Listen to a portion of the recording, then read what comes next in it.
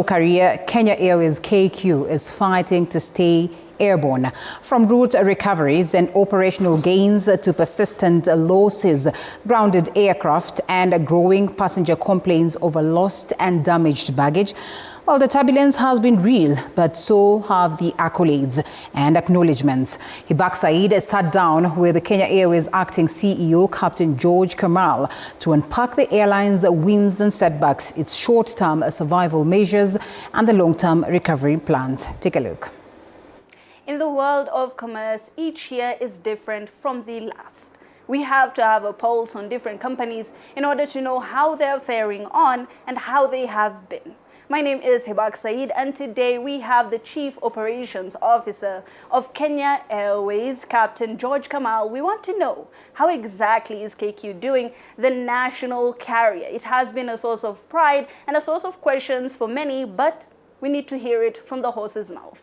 Thank you so much for joining us. We want to know how exactly is KQ doing. You know, the national carrier is, as I've said, a source of pride, but sometimes a source of question. How is KQ? Thank you, and I'm very happy and delighted to be here with you today. Kenya Airways is part of the society. It's part of the current ecosystem in Africa, not only in Kenya. And I do understand sometimes we have the praise to Kenya Airways, and sometimes we're down. So where we are today. Today we are more than 40 destinations across Africa and across the region. Today we are still connecting, and we'll keep connecting the Kenya to the world, and we'll keep connecting markets, we'll keep doing trade, and we'll keep helping governments to do more relations and interactions with other governments across the continent, and even beyond that to the Middle East, Africa, the Asia, and to even US. So Kenya Airways, when we speak about it today, Kenya Airways today, we have a good fleet of aircraft. We have the Dreamliners, which is the biggest fleet we have, modernized fleet. We have the 737s, and we have the Embraers. Those are our current fleet. We operate across Middle East and even to Europe, connecting not only people, but also cargo and merchandise. Right. Across, yeah? But this has been a particularly good year for Kenya Airways. There's been a turnaround. Let's talk about that.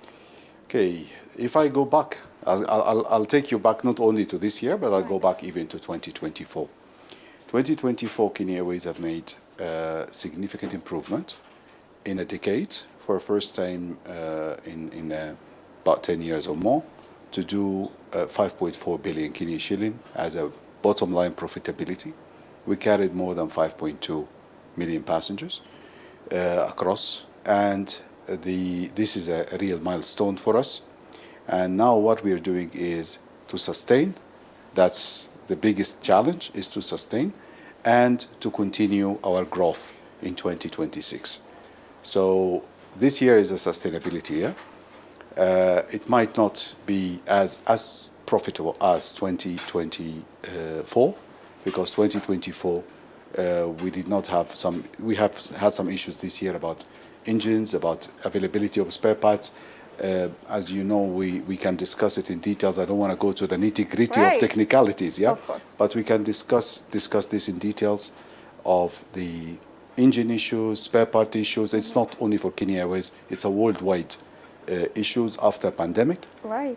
Let's talk about that, Captain. Yeah. Let's talk about the wider aviation sector. Of course, we've seen that there have been fleet issues which have cut into your margins a little bit. But a lot of individuals would say, well, the other national carriers in different countries are coping with these changes. How has this been for Kenya Airways? You know, I'll speak. One thing just happened with me recently, and I was shocked actually. I was sitting in a panel, one of the panels in IATA AGM, and other airline, I'm not going to name a name, with a bigger number of aircraft. And when we were speaking, I said, I have 2 aircrafts down, and I'm really stressed because of spare parts. He smiled, and he said, it was called on CNN. And he smiled and said, I have 70 down, and we're looking for spare parts and spare engines. So it is something across the airlines. It's not specific to Kenya Airways. Right. However, we feel it more because our fleet is not a huge fleet. We are growing still, but that's why we feel when one aircraft stops, we really have the impact on us. The point is not this. The point is, what are we doing about it?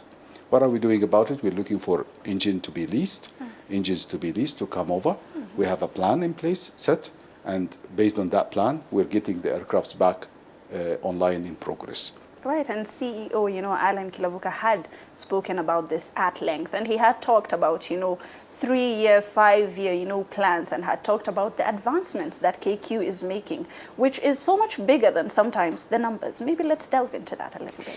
Okay, when we speak about the 3 years, 5 years plan, so Kenya Airways, from a fleet perspective, we are looking at 59 aircrafts by the year 2029, 2030.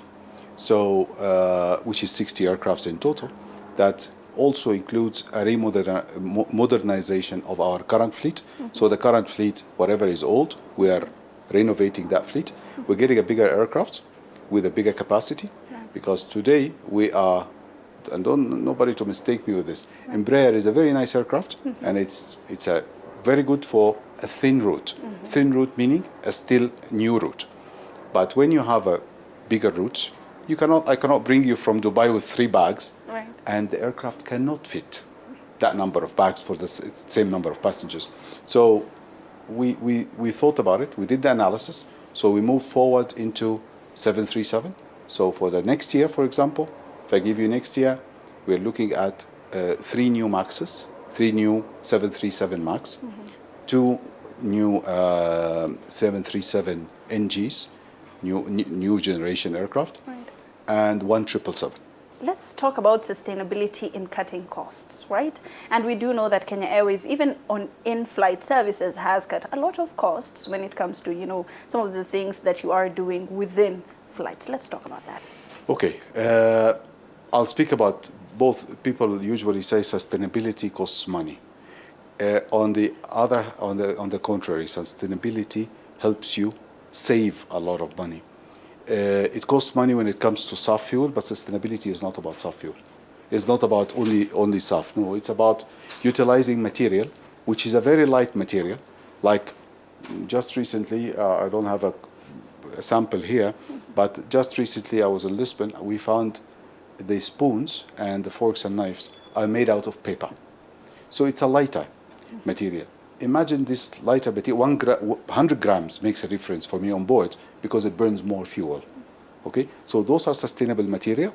At the same time, it is lighter in weight, so it's easier to carry on board, and it's less fuel burn and less carbon emission. So this is also the second thing. The third thing is using plastic. Using plastic is not cheap. Today what we're doing, we're using the blankets to make the pouches. So this blankets you use on the flights, some of them are old, some of them cannot be reutilized again. So we take them, we use the pouches out of them, and we put it for the headsets. That's what we're doing on board. So actually you're reducing cost of buying plastics as a cover for this. We are doing something fairly new now, which is customized customer experience, which means you go on board of the aircraft, and I'll link it to the sustainability in a second. Right. You go on board of the aircraft, you can actually customize your meal before the flight. So you will go into the application, you start choosing every item of that meal for you. So that reduces my waste. All right. So some of the passengers comes on board, I don't want to eat at all. So please just tell me I want only a fruit platter. All right. Just request a fruit platter, I'm happy with that. Yeah. Right. So you will have this customization. It's part of the sustainability, and it reduces cost, and it gives customization. So they will have a customer. here first. Of course, this customization is some of the smaller things that appeal to a customer, but there are bigger things. Right after this breather, we're going to be talking about long-haul flights, some of the complexities that come with it, and how exactly KQ is navigating around it. Don't go too far. We'll be right back. Kamal, that is the acting CEO of Kenya Airways. Over to you, Hibak. We have the COO of Kenya Airways. We're asking the captain how exactly KQ works and what is coming in the future. He has touched on some of the things that the airline is changing up and some of the things we should be looking forward to in the next year. Captain, let's talk about the global scale. Of course, there are so many complexities. We have seen a lot of growth with the national carrier. What has happened this year? What was so exciting about 2025? One of the major things happened is Gatwick. We opened Gatwick Airport, Gatwick Station, and we're very happy and proud to have most of our flights are pretty full. Yeah, so it was a challenge to have it. We actually have opened some other routes, and I wouldn't deny that some other routes which was not making good profitability, we had to change it with other routes. We had to look at the financial viability of the routes, and we had to change based on that. What are some of the pre-flight, things that are happening to the plane? What are some of the things that the management does and the crew does to make, the flight smooth? We have a turnaround time on the ground, and this turnaround time is about between 35-40 minutes up to 1 hour for the big aircrafts, depending on the aircraft. Imagine within that time, you have to, and I'll explain how, you have to offload the previous flight baggage and cargo. You have to clean the aircraft from the cabin, cargo, and all the maintenance has to be done. You have to refuel the aircraft. You have to bring the new passengers on board, and you have to put the cargo on board. If this is not a very well structured and everything is synchronized and communicated on time, you will never be able to do it on that time. So that's what we call an on-time performance. So what do we do? Before the flight and beforehand in a management site, we provide all the digital systems required to monitor the flight on the ground, to ensure all the activities are synchronized on time, to ensure all the baggage are scanned. And so I know where is the bag now. Immediately once you check in the bag, I know where is the location of the bag. It might be delayed somewhere, but you will get your bag. Because we know where it is, I can track it, and I can see where is the bag. That's what the electronic systems we have, the digital system, the digital transformation we went through in the project Kifaro. We have a digital transformation, and this is where it is now. So now before the flight, we have an operation control center. It tracks everybody, it tracks the movement. Any delay expected, immediately it triggers a warning to everyone. So this is before the flight. Provides a flight planning, provides fuel, it provides all the logistics before the flight. Then the aircraft starts to depart. Once the aircraft depart, they monitor every single second of this aircraft flying, and the aircraft is in contact at any place in the world with our operation control, either via messaging system through the satellite or via the communication system, if it is within the range. And then they keep monitoring until the aircraft lands. Once it lands in the destination, you have the same teams are aligned from our partners or the service providers, monitored by our station management in the airport. They monitor them, and they do the same thing. They just come closer to the aircraft, start offloading in a harmony and very well synchronized. So this also takes 1 hour to turn around the aircraft for the next flight. I would love sometimes to take the camera and go there. I'm a lot in the airport. I would love to take the camera with you guys and go, and you see how every one of those matters. Every single person around this aircraft. If he is not there, this flight might not go. All right, and that gives you a competitive edge, yes. Especially now that you're making, strategic allegiances with other airlines and, widening your scope within the African, continent. Let's talk about that for a little bit, What exactly are some of the perspective and prospects of KQ within this continent? Africa is home. So if we don't grow within the African continent, I don't think we have a proper home there. So that's why we are growing within Africa. So we're focused on Africa, and not only on Africa, but we're focusing on connecting Africa into the world. So we're connecting the market of Africa into another market in Europe. We're looking at that. We're looking at expansions from within Africa and outside of Africa. Partnerships. Partnerships are key within Africa as well, and to expand out. So today, you can fly from Accra, fly cargo from Accra to Guangzhou in China via Kenya Airways, via Nairobi. So I can take your cargo from Accra all the way to China. So we're not connecting only Kenya. We are actually also connecting through Kenya to the east and west. In addition to that, we are actually looking at connecting the people and families, okay? Because you have people studying in South Africa, so we increase the flights. We have people studying in London.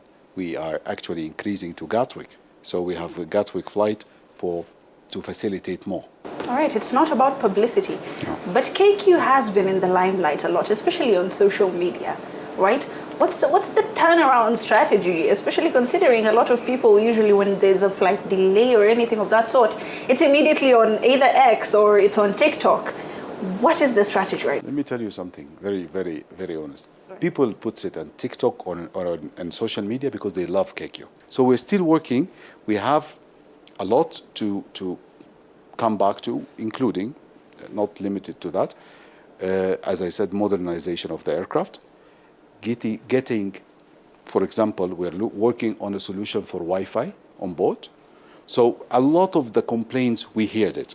So I would like through your show today to just tell our customers, our guests, we heard you.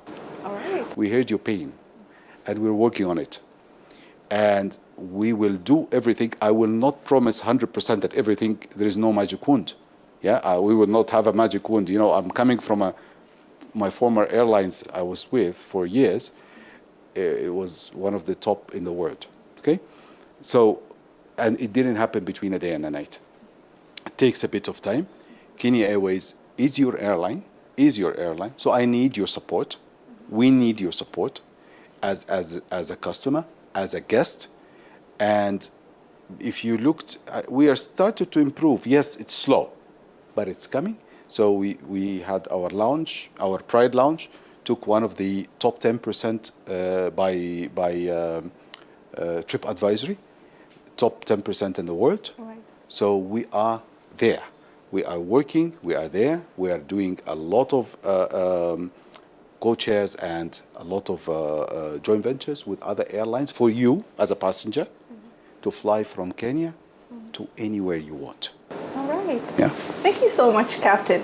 KQ says, give us a chance. Let us show you what we have. We are improving slowly, and continue giving us the feedback through TikTok, X, and other social media platforms. That has been the COO of Kenya Airways, Captain George. He was just telling us what exactly is happening with the national carrier, and we've touched base. We felt the pulse of the national carrier, and we want to see how it fares on in the next year. Thank you so much for watching. My name is Hibak Saeed.